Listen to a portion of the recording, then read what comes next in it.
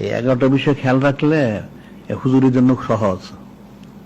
এটা আমি তো বলি প্রায় যে হুশ দর দম, অর্থাৎ প্রত্যেক দমদমে হুশটাকে খেয়াল রাখা। তো দমদমে খেয়াল রাখলে পাঁচান পাঁচ দাঁড়িয়ে দমদমে খেয়াল রাখতে তো হুজুরি হয়ে গেল শেষ।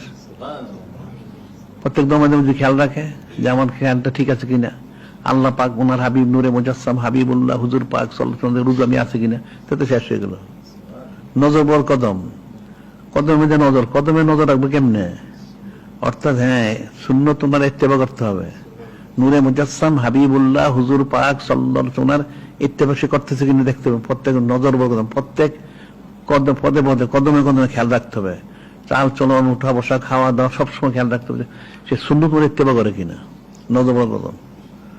সফরদার ওয়াতান, তো সফরদার ওয়াতান কি?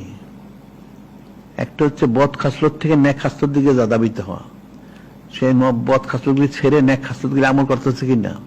আর একটা অর্থ হলো দিনের থেকে দুনিয়া থেকে দিনের দিকে রুজু হওয়া, আল্লাহ পাকে ওনার হাবিব সঙ্গে রুজু হওয়া, সফরদার পরকালের দিকে।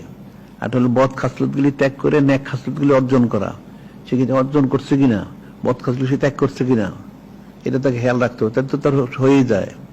খেলার দরান জুমান, অর্থাৎ মজলিসে থাক, যে কোনো মজলিসে থাকুক, এখানে সে নিরিবিলি থাকা অবস্থায় মজলিসে থাকা সে নিরিবিলি সে সংযোগটা ঠিক রাখবে, যে নিজবোধটা ঠিক আছে কিনা।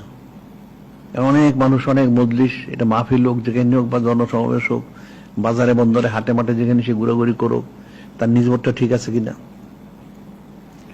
খেলার দরান জুমান, এর হচ্ছে ইয়াদ কার্দ, আল্লাহ পাক ওনাকে স্মরণ করা সবসময়। স্মরণ করলে তো হয়েই গেল, প্রত্যেকটা এক একটা পুণ্যতে বলছে। বাজগাস্ত হচ্ছে কিছুক্ষণ পর পর দোয়া করা, আরজু করা। সে আল্লাহ হইতে পারে, আল্লাহ পাক ওনাদের রুজু থাকতে পারে, ওনার হাবিব নূরে মুজাসসাম হাবিবুল্লাহ হুজুর পাক সাল্লাল্লাহু আলাইহি ওনাদের রুজু থাকতে পারে, এই আরজু করা। আরো আত্মরক্ষী হয়, রুহানি নিজবত হাসিল করতে পারে, ফয়েজ তজ্জ হাসিল ইত্যাদি ইত্যাদি, কিছুক্ষণ পর পর আরজু করা। তাহলে তো সে 24 ঘন্টা মশগুল থাকলো।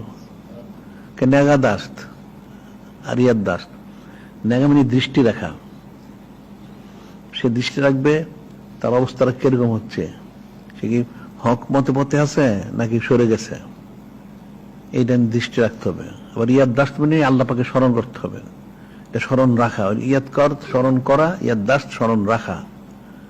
একটা হলো স্মরণ করবে, একটা হলো স্মরণ রাখবে।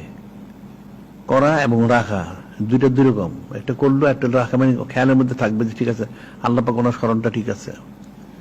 এরপরে উকুফে জামানি, জামান সময় সম্পর্কে ওয়াকিফ হওয়া, জানা আমার প্রত্যেকটা সময় যে প্রতি সেকেন্ডে আমি জিকির ফিকির আছে কিনা, আমার সময়টা যেন অপচয় না হয়। উকুফে জামানি, প্রতি মুহূর্তে যেন সে এই আল্লাহ পাক ওনার খেয়ালে জিকিরে ফিকিরে দেন, এখানের মতো উকুফে জামানি। উকুফে কলবি, কল্প সম্পর্কে ওয়াকিফ হওয়া, যে কল্পটা আমার ঠিক আছে, কারণ কল্পটা কি জিকির ফিকিরে মশগুল আছে না গায়রুল্লাহর দিকে আছে না আল্লাহ পাক ওনার দিকে আছে, কোনটা আছে, এদিকে সবসময় তার খেয়াল রাখতে উকুফে কলবি। আর এই উকুফে আদত বেজর সংখ্যক, যে কোনো আমল করলে বেজর সংখ্যাটা খেয়াল রাখা। আল্লাহ ভিতরে আল্লাহ ইবুল ভিতরে আল্লাহ পাক বেজরকে মহব্বত করেন, নূরে মধ্যে বেজরকে মহব্বত করেন ইত্যাদি। তো এই যে 11টা বিষয়গুলি মুখস্থ করে থাকলে তো হবে না, এগুলি ছোটস্থ কণ্ঠস্থ থাকতে হবে। জিজ্ঞাসা করলে যখন তখন জবাব দিতে হবে, এইরকম থাকতে হবে। এগুলি মুখস্থ করছে কতজন, তাহলে তো মুখস্থ জিজ্ঞাসা করবো আমি সবাইকে একজন একজন করে, আমাকে জবাব দিতে হবে। একজন করে যারা আসবে সবতে আমি জিজ্ঞাসা করবো, আমাকে জবাব দিতে হবে মুখস্থ আছে কিনা। মুখস্থ থাকলে এটা বুঝছে কিনা, এটা